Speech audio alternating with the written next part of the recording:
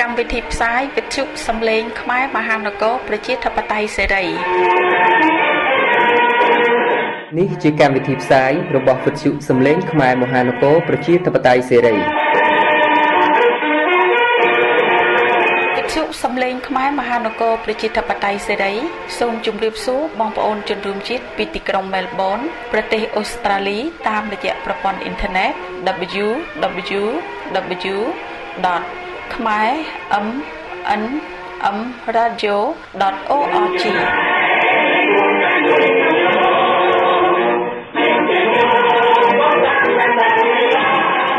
វិទ្យុសំឡេងខ្មែរមហានគរប្រជាធិបតេយ្យសេរី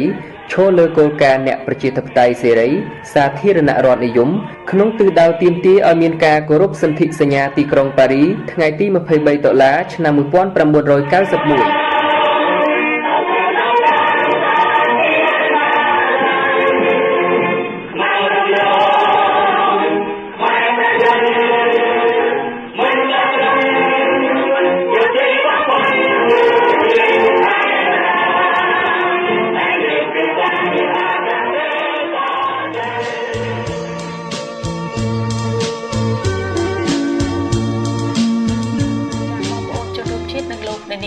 ជាទីមេត្រីលោកអ្នកនាងអាចចូលទៅស្ដាប់វិទ្យុសំឡេងខ្មែរមហានគរប្រជាធិបតេយ្យសេរីបានតាមរយៈប្រព័ន្ធអ៊ីនធឺណិត www.khmae.radio.org ប្រសិនជាលោកអ្នកនាងមានទស្សនៈយោបល់ណាមួយដែលទាក់ទងទៅនឹងបញ្ហានយោបាយក្នុងប្រទេសខ្មែរនេះលោកអ្នកនាងអាចផ្ញើលិខិតមកកាន់វិទ្យុយើងទៅតាមរយៈអ៊ីមែល radio.khmae.gmail.com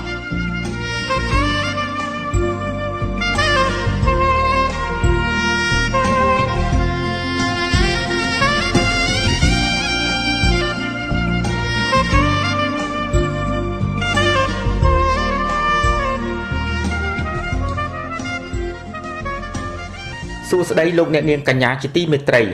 ខ្ញុំបាទរិទ្ធីស័ក្តិរួមជាមួយសហការីនៃក្រុមការងារផ្សាយជាខេមរៈភាសារបស់វិទ្យុសំឡេងខ្មែរមហានគរប្រជាធិបតេយ្យសេរីសូមស្វាគមន៍បងប្អូនជនរួមជាតិនិងលោកអ្នកនាងកញ្ញាពីទីក្រុងមែលប៊នប្រទេសអូស្ត្រាលី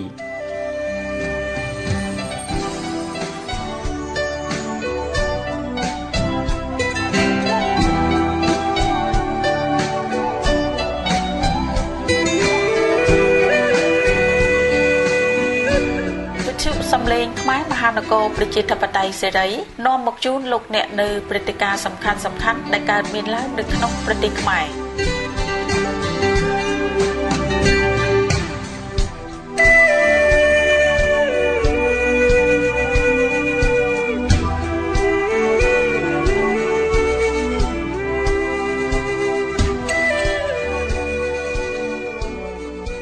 យើងខ្ញុំសូមជូនកម្មវិធីផ្សាយសម្រាប់ថ្ងៃសុក្រ10កើតខែបុស្សឆ្នាំម្សាញ់បញ្ញស័កពុទ្ធសករាជ2557ដែលត្រូវនឹងថ្ងៃទី10ខែមករាគ្រិស្តសករាជ2014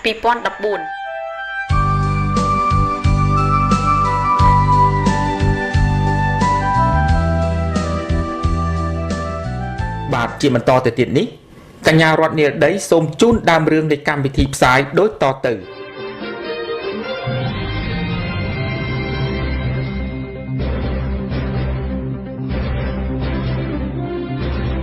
លោកសំរងស៊ីប្រកាន់ជំហរចង់ឲ្យប្រទេសចិនធ្វើជាអ្នកសម្របសម្រួលនយោបាយក្នុងប្រទេសកម្ពុជា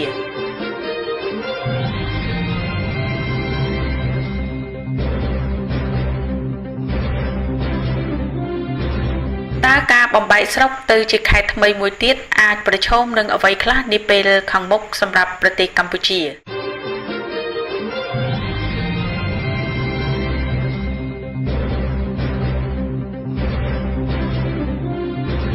តំណាងកម្មករបានប្រកាន់ជំហរទាមទារតវ៉ាប្រាក់ឈ្នួល$160សម្រាប់កម្មករ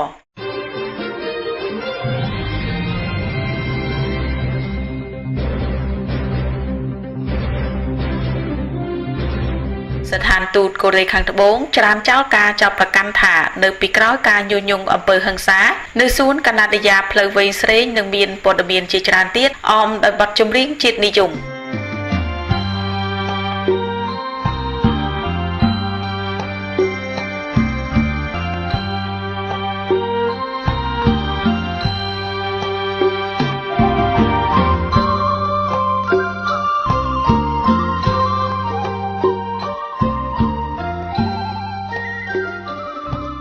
ជម្រាបសួរបងប្អូនជនរួមជាតិនិងលោកអ្នកនាងកញ្ញាមិត្តអ្នកស្ដាប់ជាទីមេត្រីក្នុងកម្មវិធីផ្សាយជាខេមរៈភាសារយៈពេល1ម៉ោងរបស់វិទ្យុសំឡេងខ្មែរមហានគរប្រជាធិបតេយ្យសេរីនាថ្ងៃនេះលោកអ្នកនាងនឹងបានស្ដាប់លោកហែមវ៉ាន់ឆនអតីតកម្មាភិបាលយោធាពិសេសក្នុងរបបសាធារណរដ្ឋប្រជាមានិតកម្ពុជា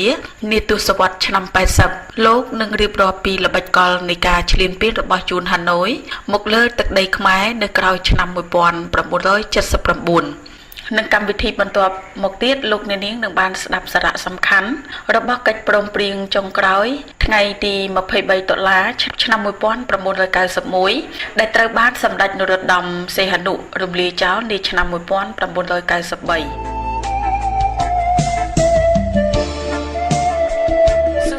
បងប្អូនជនរួមជាតិនិងមិត្តអ្នកស្ដាប់ជាទីមេត្រីក្នុងការផ្សាយជាខេមរៈភាសារបស់វិទ្យុសំឡេងខ្មែរមហានគរប្រជាធិបតេយ្យសេរីនៅថ្ងៃនេះរួមមាន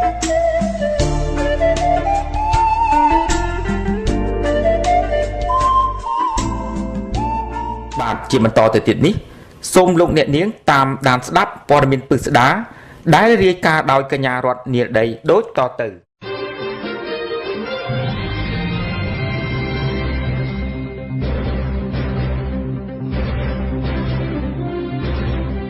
ចាទន្ទឹមនឹងបញ្ហានយោបាយកំពុងប្រឈមនឹងភាពកាន់តែតានតឹងនោះរដ្ឋាភិបាលដែលមានតែគណៈបកប្រជាជនកម្ពុជាបានប្រកាសបង្កើតខេត្តថ្មីមួយនៅភាគខាងកើតទន្លេមេគង្គក្នុងខេត្តកំពង់ចាមដោយបានកាត់ស្រុកមួយចំនួនរួមមានស្រុកសួងស្រុកដំបែស្រុកក្រូចឆ្មាស្រុកមេមត់ស្រុកពញាក្រែកនិងស្រុកត្បូងឃ្មុំដោយដាក់ឈ្មោះខេត្តថ្មីគឺខេត្តត្បូងឃ្មុំក្រុមអ្នកវិភាគនិងអង្គការសង្គមស៊ីវិលក៏ដូចជាប្រជាពលរដ្ឋមានចម្ងល់ចំពោះការបង្កើតខេត្តថ្មីនេះពួកគេបានរិះគន់ថាកំពុងបន្ថែមការចំណាយថវិកាជាតិគណៈកម្មាធិការដើម្បីការពារការបោះឆ្នោតដោយសេរីនិងយុត្តិធម៌បានលើកឡើងថាសេចក្តីសម្រេចនេះគឺផ្ដោតលើការបន្លំសัญลักษณ์ឆ្នោតដែលហេតុថាស្រុកដែលរដ្ឋាភិបាលបានកាត់ចូលខេត្តថ្មីនេះគឺគណៈបកប្រជាជនកម្ពុជាទទួលបានសម្លេងឆ្នោតច្រើនអស់រយៈពេលជាង5ខែមកហើយដែលការបោះឆ្នោតជ្រើសតាំងតំណាងរាស្ត្រអាណត្តិទី5ត្រូវបានបញ្ចប់ប៉ុន្តែបញ្ហាជំរងចម្រាស់រវាងគណៈបកប្រជាជនកម្ពុជានិងគណៈបកសង្គ្រោះជាតិបានកំពុងធ្វើឲ្យស្ថានភាពនយោបាយកាន់តែមានភាពតានតឹងខ្លាំងឡើងតើការបំបែកខេត្តនេះអាចមានការប្រឈមមុខដាក់គ្នាផ្នែកនយោបាយនាពេលខាងមុខដែរឬទេ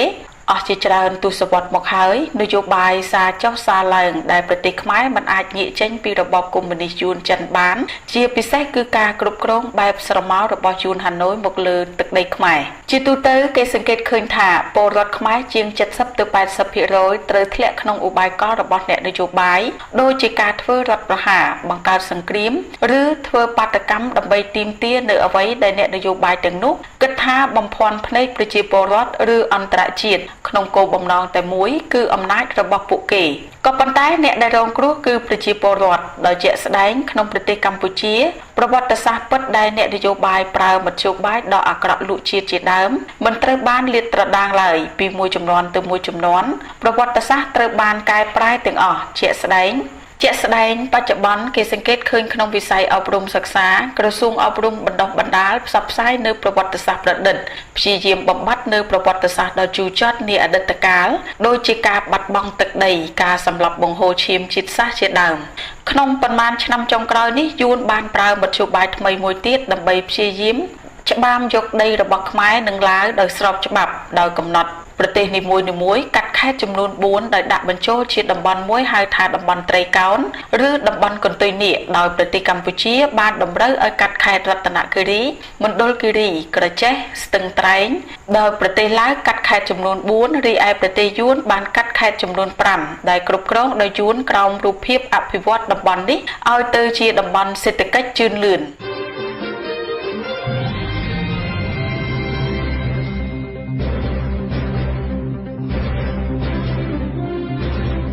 កាលពីម្សិលមិញនេះលោកសំរងស៊ីប្រធានគណៈបកសង្គ្រោះជាតិបានបង្ហាញជំហររបស់ខ្លួនចង់ឲ្យប្រទេសចិនធ្វើជាអ្នកសម្របសម្រួលផ្នែកនយោបាយនៅក្នុងប្រទេសកម្ពុជាក្នុងគេហទំព័ររបស់លោកបានសរសេរថាមានតែប្រទេសចិនមួយទេទាំងគណៈបកប្រជាជនកម្ពុជានិងគណៈបកសង្គ្រោះជាតិគោរពហើយអាចដើរតួនាទីជាអ្នកសម្របសម្រួលដើម្បីជួយរកដំណោះស្រាយចំពោះវិបត្តិនយោបាយបច្ចុប្បន្ននៅកម្ពុជា ការប្រកាសជំហរបែបនេះបន្ទាប់ពីទូរទស្សន៍របស់ចិនមួយបានធ្វើបទសម្ភាសន៍ជាភាសាអង់គ្លេសកាលពីពេលកន្លងទៅលោកយមសវណ្ណអ្នកនាំពាក្យរបស់គណៈបកសង្គ្រោះជាតិបាននិយាយឲ្យដឹងថាការដែលគណៈបកសង្គ្រោះជាតិគិតថាប្រទេសចិនជាមហាអំណាចសេដ្ឋកិច្ចទី2លើពិភពលោកដែលបានផ្ដល់ជំនួយច្រើនជាងគេដល់កម្ពុជាលោកបន្តថាដែលជំនួយនេះអាចដល់ដៃពលរដ្ឋលុះត្រាតែអ្នកនយោបាយខ្មែរទាំងអស់ធ្វើយ៉ាងណាឲ្យមានការជិតស្និទ្ធជាមួយនឹងម្ចាស់ជំនួយនេះក្រុមអ្នកវិភាគក្នុងប្រទេសខ្មែរបានរិះគន់ថាប្រទេសចិនមិនអាចដើរតួជាអ្នកសម្របសម្រួលទំនាស់នយោបាយក្នុងប្រទេសខ្មែរបានឡើយដោយហេតុថាប្រទេសចិនជាប្រទេសកុម្មុយនីសកាលពីពេលកន្លងទៅនេះដែរតំណាងរាស្ត្រសភាសហរដ្ឋអាមេរិកដ៏មានឥទ្ធិពលមួយរូបបានសម្ភាសជាមួយនឹងវិទ្យុសំឡេងសហរដ្ឋអាមេរិកបានប្រកាសថាលោកហ៊ុនសែនត្រូវតែចេញចេញពីអំណាចនិងត្រូវតែបញ្ឈប់ជាបន្ទាន់ចំពោះទង្វើបង្ក្រាបលើវងបាតកោកាលពីពេលកន្លងទៅបើមិនដូច្នោះទេសហរដ្ឋអាមេរិកនឹងប្រកាសដកជំនួយយោធានិងជំនួយផ្សេងទៀតទៅកម្ពុជាសូមបញ្ជាក់ថាបើទោះបីជាអន្តរជាតិបានប្រកាសផ្តល់ជំនួយដល់ប្រទេសកម្ពុជាយ៉ាងណាក៏ដោយក៏រដ្ឋាភិបាលខ្មែរដែលដឹកនាំដោយលោកហ៊ុនសែនកាលពីឆ្នាំកន្លងទៅមានកិច្ចប្រជុំអង្គការសង្គមស៊ីវិលមន្ត្រីជាន់ខ្ពស់របស់គណៈបកប្រជាជនកម្ពុជាបានប្រកាសឲ្យថាពួកគេមិនខ្វល់ពីការផ្តល់ជំនួយពីសំណាក់អន្តរជាតិឡើយដោយពួកគេលើកឡើងថាថវិកាទាំងរបស់អន្តរជាតិពួកគេមិនបានចាយនោះទេ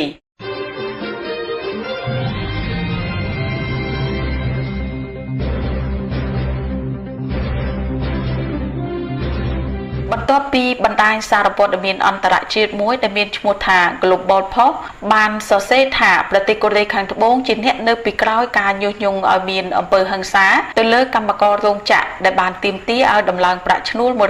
$160ពីសំណាក់កងកម្លាំងប្រដាប់អាវុធរបស់រដ្ឋាភិបាលខ្មែរនោះនៅថ្ងៃនេះដែរស្ថានទូតកូរ៉េខាងត្បូងបានច្រានចោលការចោទប្រកាន់ថាស្ថានទូតនេះបានស្នើឲ្យរដ្ឋាភិបាលខ្មែរប្រើកម្លាំងប្រដាប់អាវុធដើម្បីវាយបង្ក្រាបទៅលើបាតកោកាលពីពេលថ្មីនេះដែលបណ្ដាលឲ្យមានមនុស្សយ៉ាងតិច4នាក់ត្រូវបានស្លាប់និងជាច្រើនអ្នកបានរងរបួសធ្ងន់សម្រាប់នៅមន្ទីរពេទ្យរួមទាំង23នាក់ត្រូវបានឃុំខ្លួនក្រោយអំពើហិង្សានោះស្ថានទូតកូរ៉េខាងត្បូងក៏បានបង្ហោះលិខិតជូនដំណឹងមួយផ្ញើជូនលោកហ៊ុនសែនលោកសំរងស៊ីក្រសួងមហាផ្ទៃក្រសួងយុតិធម៌និងអគ្គស្នងការដ្ឋាននគរបាលជាតិក្នុងគោលបំណងឲ្យស្ថានភាពទាំងនោះមានភាពប្រសើរឡើងវិញជាមួយគ្នានោះដែរមន្ត្រីស្ថានទូតក៏បានជូនដំណឹងដល់ពលរដ្ឋរបស់ខ្លួនដែលបានមកវិនិយោគក្នុងប្រទេសកម្ពុជាឲ្យមានការប្រុងប្រយ័ត្នចំពោះសុវត្ថិភាពពួកគេជាមួយគ្នានោះលោកក៏បានអះអាងដែរថាក្រោយព្រឹត្តិការណ៍អំពើហិង្សានៅសួនកាណាឌីយ៉ាផ្លូវវែងស្រេងមួយថ្ងៃក្រុមមន្ត្រីរបស់ស្ថានទូតក៏បានទៅជួបនឹងកងយោធា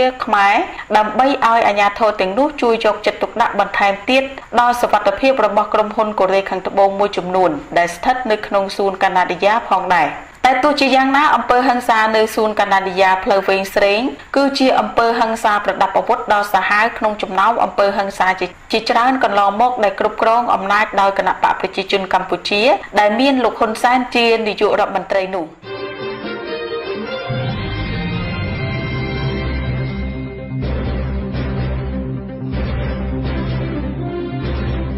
ចាបងប្អូនជនរួមជាតិជាទីមេត្រីរីឯព័ត៌មានមួយទៀតដែលតាក់ទងនឹងតំណាងសហជីពកម្មករមួយចំនួនបានប្រកាសថាពួកគេនៅតែបន្តការទាមទារប្រាក់ឈ្នួលគោល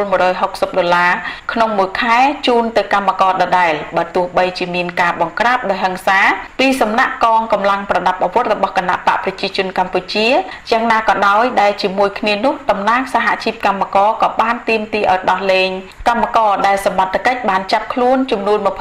រូបក្នុងព្រឹត្តិការណ៍នោះផងដែរកាលពីចុងឆ្នាំ2013ក្រសួងការងារនិងបណ្ដុះបណ្ដាលវិជ្ជាជីវៈក៏បានចេញសេចក្តីប្រកាសមួយឲ្យដឹងថាប្រាក់ឈ្នួលអបបរមាសម្រាប់កម្មករត្រូវដំឡើងពី$80ទៅ$100ក្នុងមួយខែសម្រាប់ឆ្នាំ2014នេះដោយចាប់អនុវត្តពីខែកុម្ភៈខាងមុខនេះតទៅរីឯតំណាងសហជីពកម្មករក៏បានប្រកាសដែរថាពួកគេមិនខ្លាចការចាប់គំរាមពួកគេឡើយដោយពួកគេនៅតែព្យាយាមទាមទារប្រាក់ឈ្នួលឲ្យកម្មករ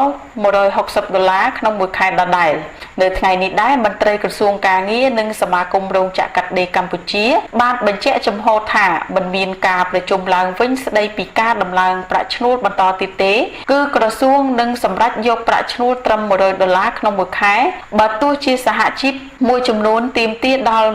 $160ក៏ដោយតែទោះជាយ៉ាងណាប្រធានសហជីពសេរីកម្មករលោកជាមនីក៏បានលើកឡើងថាវាគឺជាលេសរបស់ក្រសួងការងារដែលមិនចង់ដំឡើងប្រាក់ឈ្នួលតែប៉ុណ្ណោះចាលោកនាងកញ្ញាជាទីមេត្រីព័ត៌មានរបស់វិទ្យុសំឡេងខ្មែរមហានគរប្រជាធិបតេយ្យសេរីដែលរាយការណ៍ដោយនាងខ្ញុំរតនារដីពីទីក្រុងភ្នំពេញនាពេលនេះចាប់តែប៉ុណ្ណេះសូមអរគុណ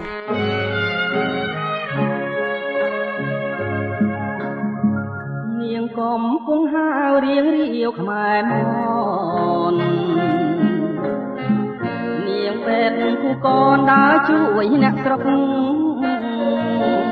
ក្រោយពេលសង្គ្រាមខ្មែរយើងបានសុខបានផុតពីទុក្ខខ្មាំងគៀទីជោចាបងប្អូនជនរួមជាតិនិងលោកអ្នកនាងកញ្ញាជាទីមេត្រីជាបន្តទៅទៀតនេះសូមស្ដាប់លោកហែមវ៉ាន់ឆនអតីតកម្មាភិបាលយោធាពិសេសក្នុងរបបសាធារណរដ្ឋប្រជាមានិតកម្ពុជានាទសវត្សរ៍ឆ្នាំ80លោកនឹងរៀបរាប់ពីល្បិចកលរបស់យួនហាណូយដែលបានព្យាយាមឈ្លានពានទឹកដីខ្មែរនាក្រោយឆ្នាំ1979ចាសសូមស្ដាប់លោកអត្ថាធិប្បាយនៅភាគបន្តដូចតទៅ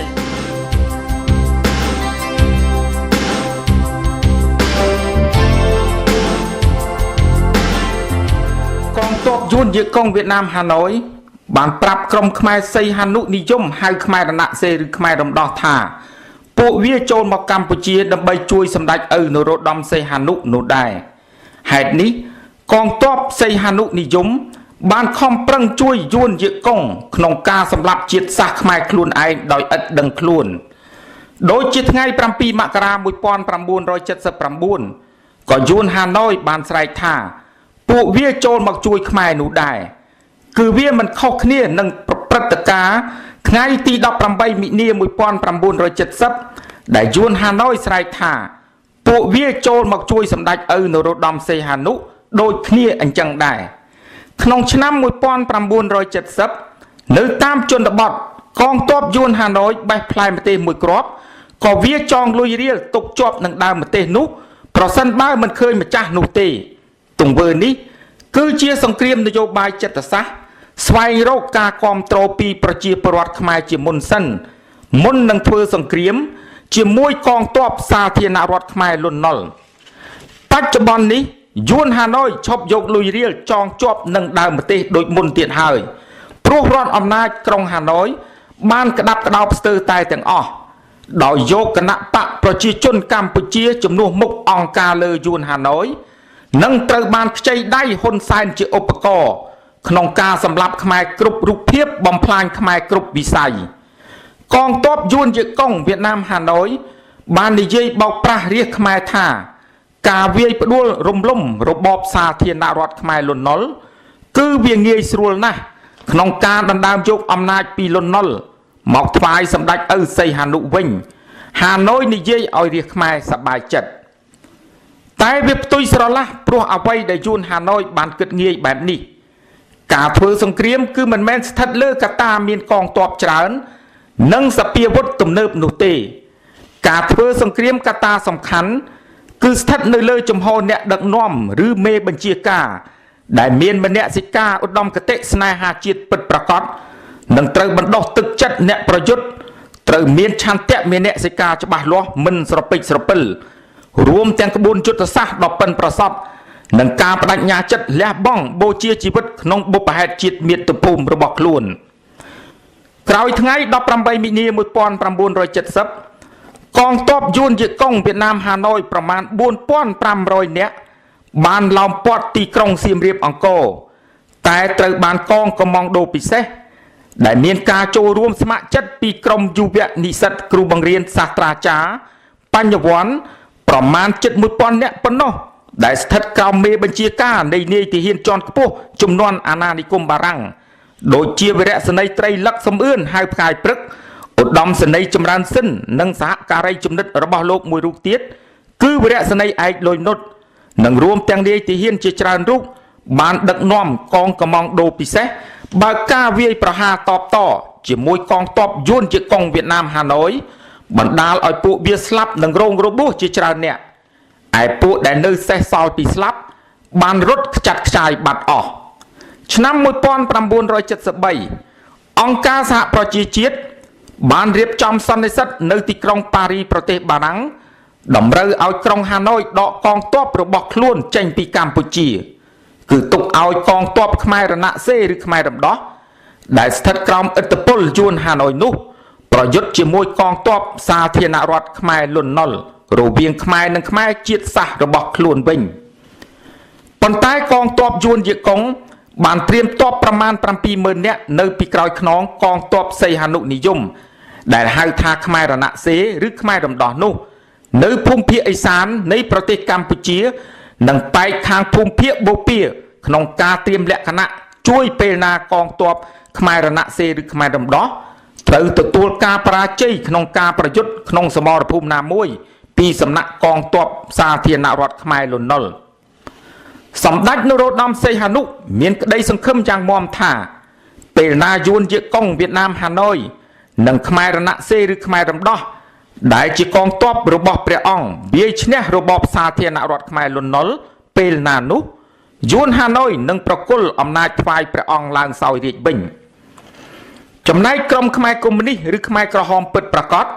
ដែលមានគ្នាតិចតួចក៏បានចូលរួមកម្លាំងជាមួយក្រុមខ្មែររណសិរ្សឬខ្មែររំដោះ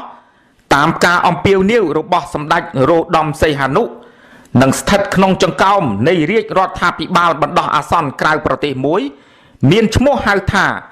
រណសិរ្សបង្រួបបង្រួមជាតិកម្ពុជា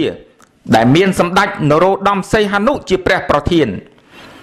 ចាប់ពីពេលនោះមកអង្គការលើយួនហាណូយបានរៀបចំផែនការនៃយុទ្ធសាស្ត្រច្រេះស៊ីដែកស៊ីរូងផ្ទៃក្នុងស៊ីទាំងខ្មែររណសិរ្សស៊ីទាំងក្រុមខ្មែរកុម្មុយនីសឬខ្មែរក្រហមពិតប្រាកដបោកប្រាស់ទាំងសម្ដេចនរោត្តមសីហនុដែលគ្រាន់តែយួនហាណូយចាប់យកខ្សាត់ធ្វើជាខែលមួយរយៈពេលសិនប៉ុណ្ណោះក្នុងការសម្របសម្រួលទៅតាមទឹកចិត្តនៃប្រជារាស្ត្រខ្មែរកាលនោះអំណាចគឺស្ថិតនៅលើអង្គការលើយួនហាណូយជាក្បាលម៉ាស៊ីនរៀបចំផែនការតែទាំងអស់នៅក្នុងរបបព្រះរាជាណាចក្រកម្ពុជាតែឈ្មោះសពថ្ងៃនេះអំណាចគឺស្ថិតនៅលើគណៈបកប្រជាជនកម្ពុជាជំនួសមុខអង្គការលើយួនហាណូយដដែលហេតុនេះយួនក្រុងហាណូយបានចាប់បង្ខំកងទ័ពពួកវាឲ្យស្លាប់ក្នុងទឹកដីខ្មែរគឺមិនមែនផលប្រយោជន៍សម្រាប់សម្ដេចឪសីហនុដែលបានគង់នៅឯប៉េកាំងឯនោះទេអ្នកដែលត្រូវបានរងគ្រោះបាត់បង់ជីវិតគឺប្រជាពលរដ្ឋខ្មែរដែលត្រូវបានយួនហាណូយសម្លាប់ក្នុងឧបាយកលពឹសពុល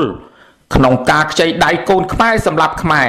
អស់ប្រមាណ3លាននាក់ចាប់ពីថ្ងៃទី17មេសា 1975រហូតដល់ឆ្នាំ 1979របបព្រះរាជាណាចក្រកម្ពុជាតែឈ្មោះសពថ្ងៃនេះក៏មិនមែនផលប្រយោជន៍សម្រាប់បុគ្គលហ៊ុនសែនឬក្រុមគ្រួសារបកពួករបស់ខ្លួន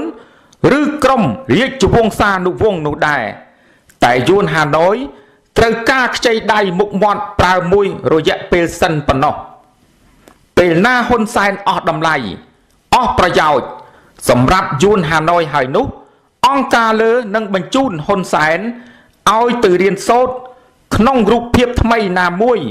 រហូតគ្មានថ្ងៃវិលត្រឡប់ដោយប្រជាពលរដ្ឋខ្មែរប្រមាណ3លាននាក់និងកម្មាភិបាលយោធាខ្មែរក្រហមពិតប្រាកដមិនខាននោះឡើយគឺនៅក្នុងរយៈពេលដ៏ខ្លីខាងមុខនេះយួនក្រុងហាណូយបានកំពុងរៀបចំផែនការនៃយុទ្ធសាស្ត្រកំទេចមនុស្សមួយក្រុមតូចដែលជឿងប់ងល់ពលអំណាចផ្កាប់មុខជាមួយខួប7មករាដែលជារបបប្រល័យពូជសាសន៍វៀតណាមយួនហាណូយបន្តវគ្គសម្លាប់ខ្មែរពីថ្ងៃទី17ខែមេសាឆ្នាំ1975ក្នុងទ្រង់ទ្រាយបំភាន់មតិជាតិនិងអន្តរជាតិប៉ុណ្ណោះក្រោយពីសន្និសីទទីក្រុងប៉ារីប្រទេសបារាំងក្នុងឆ្នាំ1973អង្គការសហប្រជាជាតិបានតម្រូវឲ្យកងទ័ពយួនហាណូយដកចេញពីកម្ពុជាដោយទុកឲ្យកងទ័ពខ្មែររណសិរ្សប្រយុទ្ធជាមួយកងទ័ពសាធារណរដ្ឋខ្មែរលន់នល់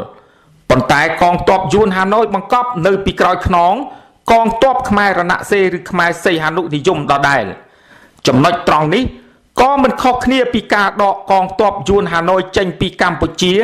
ក្នុងឆ្នាំ1989នោះដែរយួនហាណូយដកកងទ័ពរបស់ខ្លួននៅពេលថ្ងៃពេលយប់ចាប់បញ្ជូនកងទ័ពថ្មីចូលកម្ពុជាវិញដដែលដោយស្លៀកពាក់ឯកសណ្ឋានជាកងទ័ពខ្មែរឬជាជនស៊ីវិលបង្កប់ដោយចាំឃ្លាំមើលស្ថានភាពនយោបាយត្រួតត្រាសម្រាប់ខ្មែរបន្តការធ្វើសង្គ្រាមរវាងកងទ័ពសាធារណរដ្ឋខ្មែរលន់នល់និងក្រុមខ្មែរម្ខាងទៀតដែលស្ថិតក្រោមបញ្ជាអង្គការលើយួនហាណូយដែលជាក្បាលម៉ាស៊ីននិងមានឯកសណ្ឋានខោអាវខ្មៅក្រមារំកដូចគ្នានឹងក្រុមខ្មែរកុម្មុយនីសឬខ្មែរក្រហមពិតប្រាកដដែលមានគ្នាតិចតួចប៉ុណ្ណោះនិងពិតជាត្រូវបានមតិជាតិអន្តរជាតិបានយល់ច្រឡំនិងចាត់ទុកថាជាក្រុមខ្មែរកុម្មុយនីសឬខ្មែរក្រហមតែទាំងអស់រហូតសពថ្ងៃនេះចំណុចត្រង់នេះហើយដែលធ្វើឲ្យកម្ពុជាយើងនៅតែភ័ន្តច្រឡំនិងមិនអាចស្វែងរកការពិតបានថាសត្រូវពិតរបស់ខ្មែរយើងជានរណាប្រសិនបើខ្មែរយើងនៅតែដាក់កំហុសមកលើខ្មែរជាតិសាសន៍របស់ខ្លួនឯងដោយការភ័ន្តច្រឡំនោះវីរៈសេនីយ៍ឯកលុយនុតដែលជានាយទាហានជាន់ខ្ពស់នៅជំនាន់អាណានិគមបារាំងបានធ្លាប់មានប្រសាសន៍ថាខ្មែរត្រូវស្គាល់សត្រូវពិតរបស់ខ្លួនមុនអន្តរជាតិស្គាល់សត្រូវពិតរបស់ខ្មែរ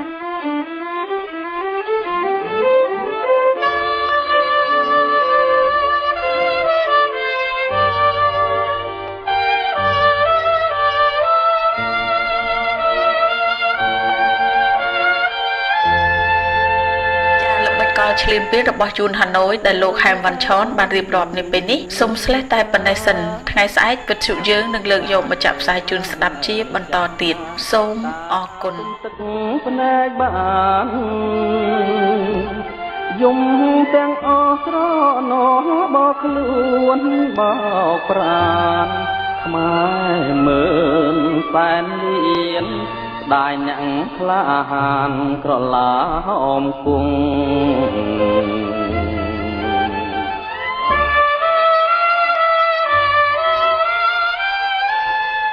បងប្អូនជនរួមជាតិនិងលោកអ្នកនាងកញ្ញាជាទីមេត្រីជាបន្តទៅទៀតនេះនាងខ្ញុំរតនារដីសូមលើកយកកិច្ចព្រមព្រៀងចុងក្រោយថ្ងៃទី23ដុល្លារឆ្នាំ1991នៅទីក្រុងប៉ារីសថាតើកិច្ចព្រមព្រៀងនោះមានសារៈសំខាន់យ៉ាងណាចំពោះប្រទេសកម្ពុជាចាសសូមស្ដាប់នាងខ្ញុំអត្ថាធិប្បាយជូនជាសន្តាប់ដូចតទៅ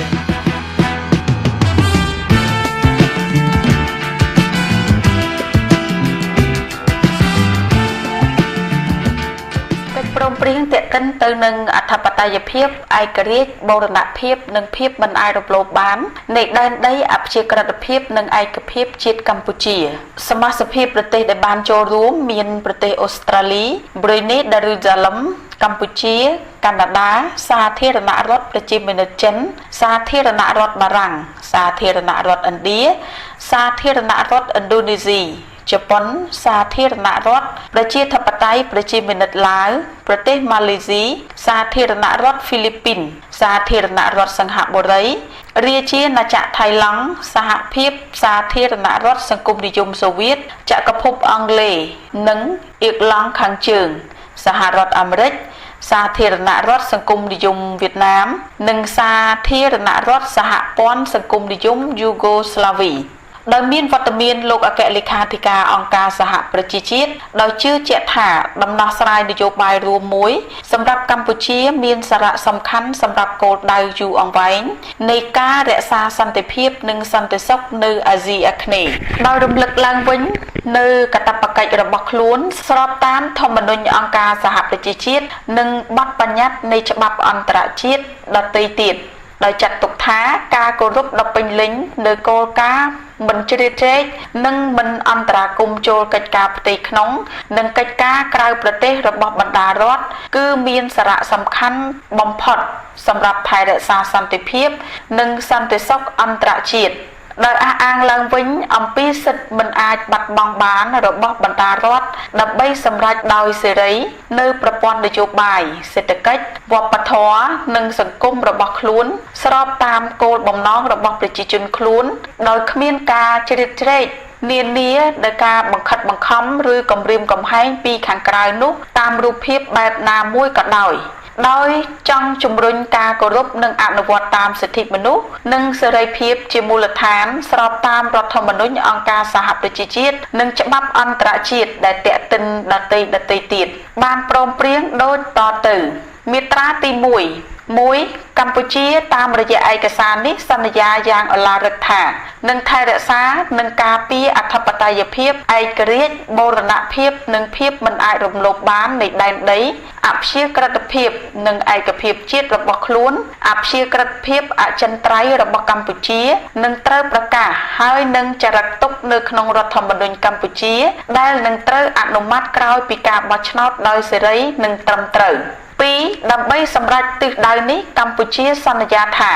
កជៀសវាងអំពីណាមួយដែលអាចនាំឲ្យប៉ះពាល់ដល់អធិបតេយ្យភាព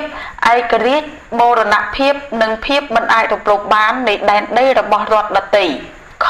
ជៀសវាងចូលរួមសម្ព័ន្ធភាពយោធាឬបណ្ដាកិច្ចព្រមព្រៀងយោធាណាមួយនឹងរដ្ឋដទៃទៀតដែលមិនស្របតាមអព្យាក្រឹតភាពរបស់ខ្លួនតែប្រការនេះមិនមានប៉ះពាល់ដល់សិទ្ធិរបស់កម្ពុជាក្នុងការទទួលយកសម្ភារៈយោធាអាវុធក្របរំសេវនិងជំនួយចាំបាច់ដែលអាចឲ្យកម្ពុជាអនុវត្តសិទ្ធិដ៏ពេញលេញរបស់ខ្លួនដើម្បីស្វ័យការពារនិងដើម្បីថែរក្សាច្បាប់និងសណ្ដាប់ធ្នាប់កជៀសវាងជ្រៀតជ្រែកចូលកិច្ចការផ្ទៃក្នុងរបស់រដ្ឋដទៃទៀតដោយផ្ទាល់ឬដោយប្រយោលទោះតាមរូបភាពណាក៏ដោយខបញ្ចប់សន្ធិសញ្ញានិងកិច្ចព្រមព្រៀងទាំងឡាយដែលមិនសមស្របទៅនឹងអធិបតេយ្យភាពឯករាជ្យបូរណភាពនិងភាពមិនអាចរំលោភបាននៃដែនដីអព្យាក្រឹតនិងឯកភាពជាតិរបស់ខ្លួនងជៀសវាងគំរាមកំហែងឬប្រើកម្លាំងប្រឆាំងនឹងបូរណភាពដែនដីឬឯករាជ្យនយោបាយនៃរដ្ឋណាមួយឬដោយអរិយាប័ត្រណាមួយដែលមិនស្របនឹងគោលបំណងរបស់អង្គការសហប្រជាជាតិដោះស្រាយរាល់ចំនួនជាមួយនឹងរដ្ឋដទៃទៀតដោយសន្តិវិធីជៀសវាងប្រើដែនដីរបស់ខ្លួនឬដែនដីរបស់រដ្ឋដទៃទៀតដើម្បីធ្វើឲ្យប៉ះពាល់ដល់អធិបតេយ្យភាពឯករាជ្យបូរណភាពនិងភាពមិនអាចរំលោភបាននៃដែនដីរបស់រដ្ឋដទៃទៀតជៀសវាងអនុញ្ញាតឲ្យបញ្ចូលឬដាក់ទីតាំងកងកម្លាំងបរទេសរួមទាំងបុគ្គលិកយោធាទោះក្នុងរូបភាពណាក៏ដោយនៅកម្ពុជានឹងទប់ស្កាត់ការបង្កើតឬរក្សាទុកមូលដ្ឋានយោធាបរទេសចំណុចបង្អែកឬទីកន្លែងមធ្យោបាយនៅកម្ពុជាឡើយលើកលែងតែមានការអនុញ្ញាតរបស់អង្គការសហប្រជាជាតិសម្រាប់អនុវត្តនៅដំណោះស្រាយនយោបាយរួមមួយមាត្រាទី2ភាគីនានាក្នុងកិច្ចព្រមព្រៀងនេះតាមរយៈនេះសន្យាយ៉ាងឧឡារិកថាទទួលស្គាល់និងគោរពគ្រប់បែបយ៉ាងទាំងអស់ដល់អធិបតេយ្យភាពឯករាជ្យបូរណភាពនិងភាពមិនអាចរំលោភបាននៃដែនដីអព្យាក្រឹតភាពនិងឯកភាពជាតិកម្ពុជា2ដើម្បីសម្រេចទិសដៅនេះភាគីទាំងនេះសន្យាថាជៀសវាងចូលរួមក្នុងបកសម្ព័ន្ធយោធាណាមួយឬក៏ក្នុងកិច្ចព្រមព្រៀងយោធាផ្សេងណាមួយដែលកម្ពុជាមិនសមស្របនឹងអព្យាក្រឹតភាពរបស់កម្ពុជាតែប្រការនេះមិនធ្វើឲ្យប៉ះពាល់ដល់សិទ្ធិកម្ពុជាក្នុងការទទួលសម្ភារៈយោធាអាវុធរំសេវនិងជំនួយដែលចាំបាច់ដើម្បីឲ្យកម្ពុជាប្រើប្រាស់នូវសិទ្ធិដ៏ពេញលេញរបស់ខ្លួនសម្រាប់ការការពារខ្លួននិងដើម្បីរក្សាច្បាប់និងសណ្ដាប់ធ្នាប់ជៀសវាងជ្រៀតជ្រែកចូលកិច្ចការផ្ទៃក្នុងកម្ពុជាទោះក្នុងរូបភាពណាមួយក៏ដោយទោះដោយផ្ទាល់ក្តីឬដោយប្រយោលក្តីជៀសវាងគំរាមកំហែងឬក៏ប្រើប្រាស់កម្លាំងប្រឆាំងនឹងបូរណភាពដែនដីឬក៏ឯករាជ្យខាងនយោបាយរបស់កម្ពុជាក្នុងរូបភាពណាមួយដែលមិនសមស្របនឹងគោលបំណងរបស់អង្គការសហប្រជាជាតិដោះស្រាយរាល់ជម្លោះជាមួយកម្ពុជាដោយសន្តិវិធី ងជៀសវាងប្រើប្រាស់ទឹកដីរបស់ខ្លួនឬក៏ទឹកដីរបស់រដ្ឋដទៃទៀតដើម្បីធ្វើឲ្យប៉ះពាល់ដល់អធិបតេយ្យភាពឯករាជ្យបូរណភាពនិងភាពមិនអាចរំលោភបាននៃដែនដីអព្យាក្រឹតភាពនិងឯកភាពជាតិរបស់កម្ពុជាចជៀសវាងប្រើប្រាស់ទឹកដីកម្ពុជាដើម្បីធ្វើឲ្យប៉ះពាល់ដល់អធិបតេយ្យភាពឯករាជ្យនិងបូរណភាពនិងភាពមិនអាចរំលោភបាននៃដែនដីរបស់រដ្ឋដទៃទៀតឆជៀសវាងបញ្ចូលឬតាំងមូលដ្ឋានកងទ័ពបរទេសរួមទាំងបុគ្គលិកយោធានៅក្នុងកម្ពុជាទោះក្នុងរូបភាពណាក៏ដោយនិងជៀសវាងបង្កើតឬរក្សាទុកនៅមូលដ្ឋានយោធាចំណុចបង្អែកឬទីតាំងមធ្យោបាយនៅក្នុងកម្ពុជាលើកលែងតែមានការអនុញ្ញាតពីអង្គការសហប្រជាជាតិសម្រាប់ការអនុវត្តនៅដំណោះស្រាយនយោបាយរួមមួយ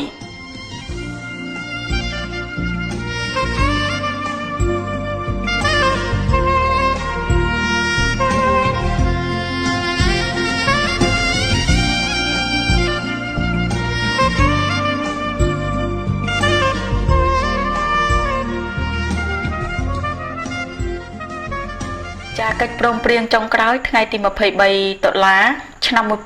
1991នៅទីក្រុងប៉ារីសដែលបងប្អូនជនរួមជាតិកំពុងតាមដានស្ដាប់នៅពេលនេះសូមស្លេះតែប៉ុណ្ណេះសិនថ្ងៃស្អែកពិតជាយើងនឹងលើកយកមកអត្ថាធិប្បាយជូនជាសន្តាប់ជាបន្តទៀតសូមអរគុណ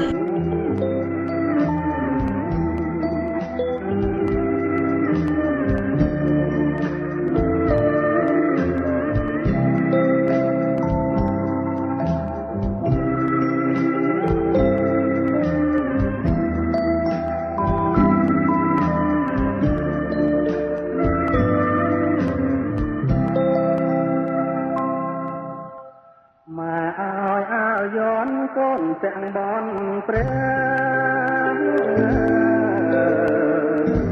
ដែលមាននៅជានៅក្នុងភពត្រៃព្រះគ្រូជាសងប្រទានបោជ័យតែលៀងរាជឡៃចូលស្រួលទីពូខ្មែរឈាមខ្មែរជាម៉ែចែកឲ្យមានស្បាំងគុំថយជាងទៀតខ្លា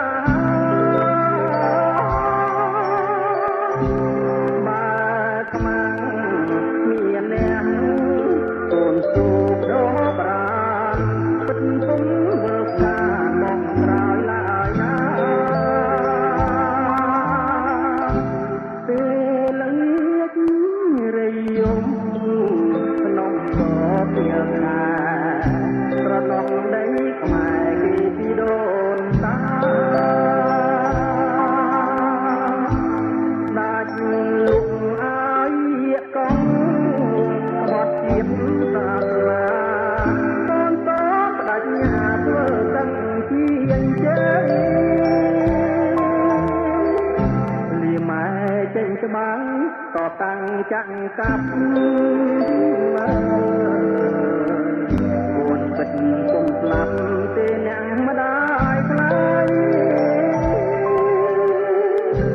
ខ្មាំងត្រូវហូជាមដាពុំនាំរៃរលាយតែដល់ខ្មាំងខ្មែរ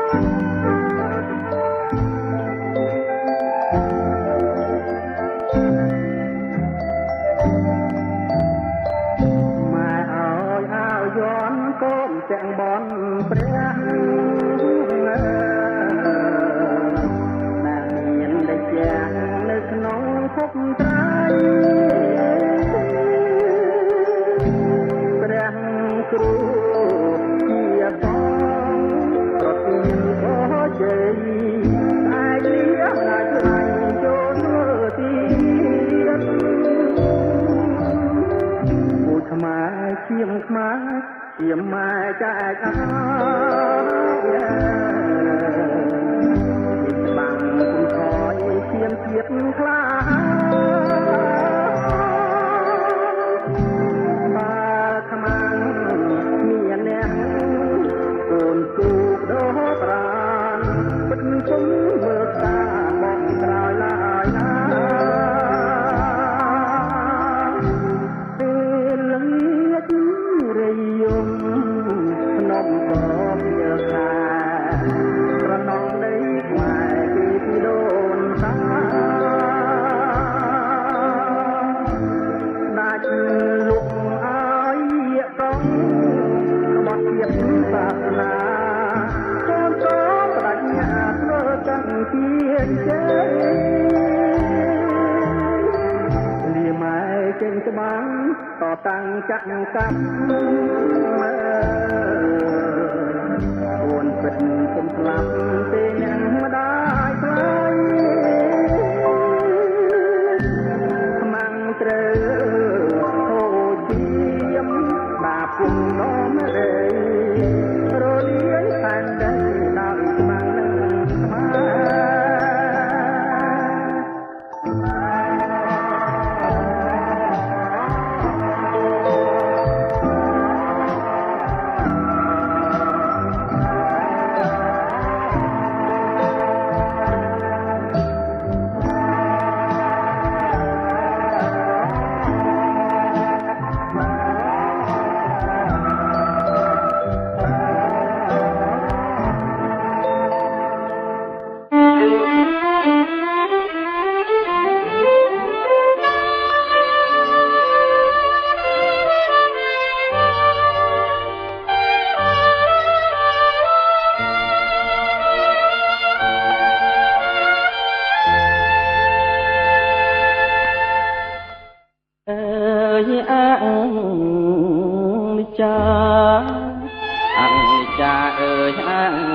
ចាតើអ្នកណាគុំទឹកភ្នែកបានយំទាំងអស់ស្រណោះបោកខ្លួនបោកប្រាណខ្មែរមើលសែនលៀនស្ដាយអ្នកក្លាហានក្រឡាអមគង់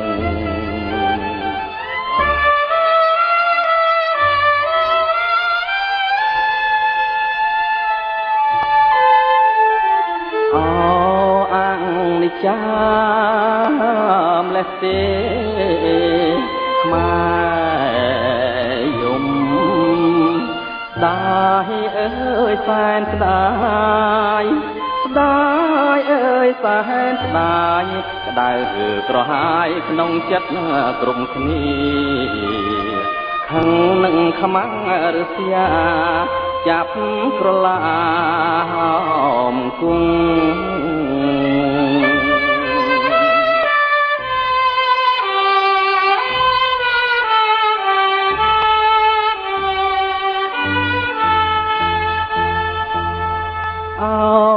ខ្មែរអើយខ្មែរបើខ្មែរស្លាប់រស់រឿងជាតិហៅអ្នកវរៈ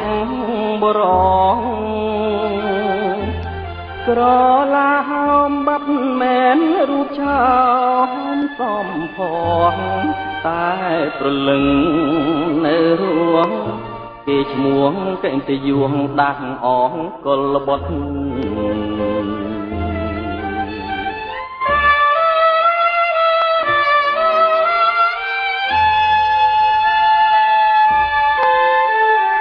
ចូលសងសឹកប្រយុទ្ធ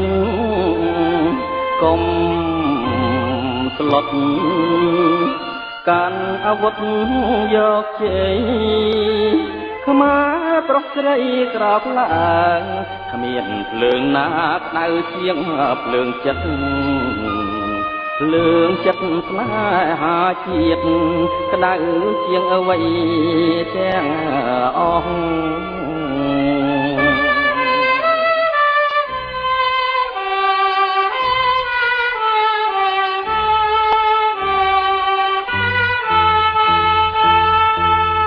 ម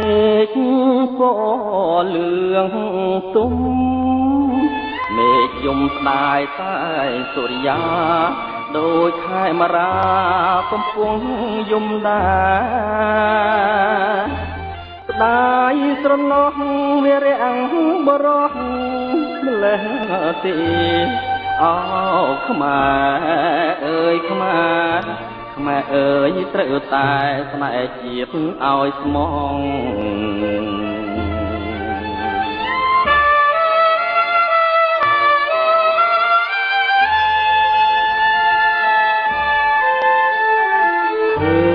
ច្បាំងហើយនឹងភ្នែកស្រស់ស្រស់មើលជងរួងតែស្មោះនឹងស្មាមិនខ្លាចទេមរណាអនិច្ចាក្រឡាមគង់លោកស្មងត្រង់នឹងជាតិមិនភ្លេចលោកឡើយ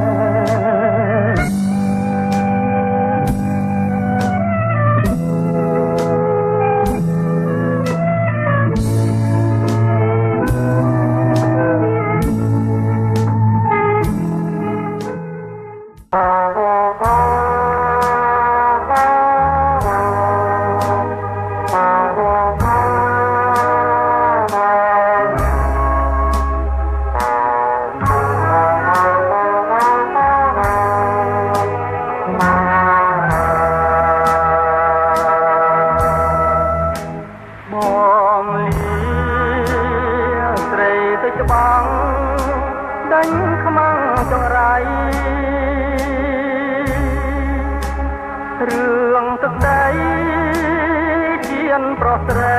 ត្រូវឈឺចាប់បើនៅស្ងៀមលាក់ខ្លួនគួនចាំទៅស្លាប់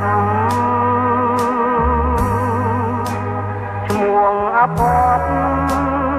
ជាតិរាប់ថាជាមនុស្សទៅចង់ប្រងម្ចាស់ចិត្តដល់ជីវិតនោះបាញ់ថ្ងៃសនកុំឲ្យសល់ពូជឈាមខ្មៅ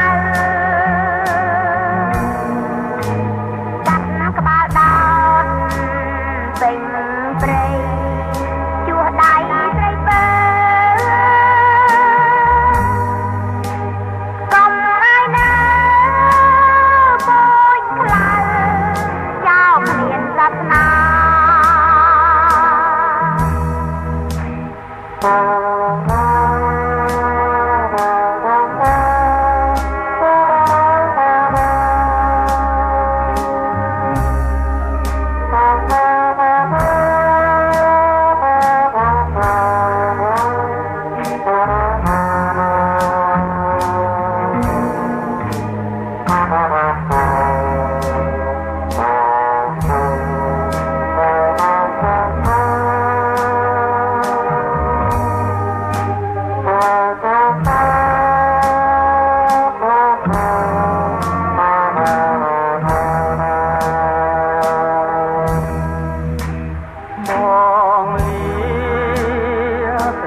ច្បាំង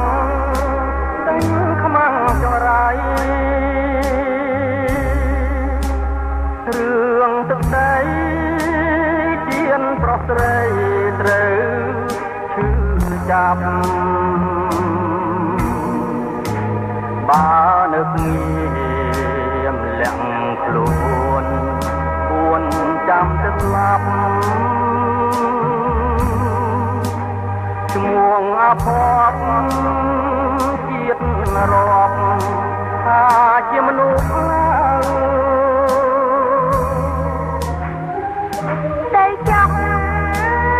ប្រងម្ចាស់ចិត្តដល់ជីវិតនោះ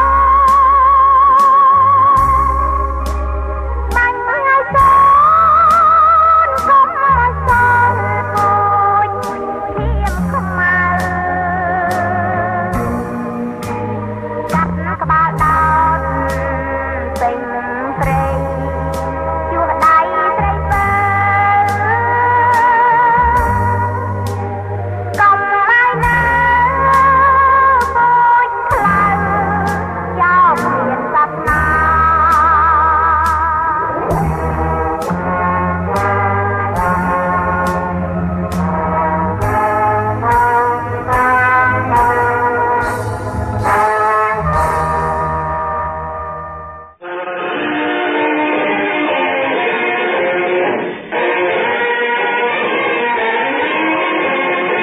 លោកអ្នកនាងស្ដាប់ជាទីមេត្រីកម្មវិធីផ្សាយរបស់វិទ្យុសំឡេងខ្មែរមហានគរប្រជាធិបតេយ្យសេរីសូមលំអរកាយគោរពលាបងប្អូនជនរួមជាតិខ្មែរតែត្រឹមនេះសិនសូមសេរីសួស្តីជ័យមង្គលកើតមានដល់បងប្អូនជនរួមជាតិនិងមិត្តអ្នកស្ដាប់កុំបីឃ្លាតសូមពលរដ្ឋខ្មែរមានជំហររឹងប៉ឹងហើយឈ្នះអស់មារសត្រូវគ្រប់ទិសទីសូមឲ្យយួនហាណូយដែលជាចៅឈ្លានពានវិនិច្ឆ័យផុតពីទឹកដីខ្មែរដោយសារស្នាដៃកូនខ្មែរនីតិយើងនឹងមកជួបបងប្អូនជនរួមជាតិខ្មែរនិងអស់លោកអ្នកនាងនៅថ្ងៃស្អែកជាបន្តទៀតសូមអរគុណ